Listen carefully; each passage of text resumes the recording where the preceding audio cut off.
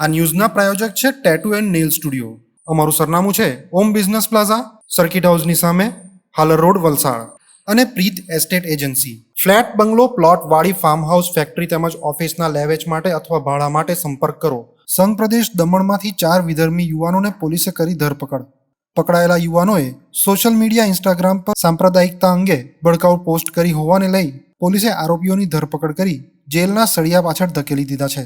સૂત્રો પાસેથી મળેલી માહિતી મુજબ 24 જાન્યુઆરી 2024ના રોજ મોટી દમણના જમ્પોર બીચ પર એક ઘટના બનવા પામી હતી, જેમાં આસિફ ખાન તથા અન્ય યુવાનોએ સાંપ્રદાયિકતા અને ભાઈચારો ડહોળાય એવા વાંધાજનક પોસ્ટ સોશિયલ મીડિયામાં પોસ્ટ કરી હતી, જેમાં યુવાનો દ્વારા લખવામાં આવ્યું હતું કે સબર જબ વક્ત હમારા આએગા તબ સર સે ધડ અલગ કિએ જાएंगे જેવી વાંધાજનક પોસ્ટ બાબરી મસ્જિદના ફોટા સાથે ધાર્મિક લાગણીને દુભાવી સોશિયલ મીડિયામાં વાયરલ કરી હતી. જે ઘટનાની ગંભીરતાને ધ્યાન પર લઈ મોટી દમણ પોલીસે આ મામલે પોલીસ મથકે FIR number 04/2024 U/S 295A 153A 298 504 505C અને IPCની કલમ 120B અને 34 અને માહિતીની કલમ 66 હેઠળ ગુનો દાખલ કરી આ મામલે 4 આરોપીઓની ધરપકડ કરી જેલના સળિયા પાછળ ધકેલી આગળની કાર્યવાહી હાથ ધરી છે.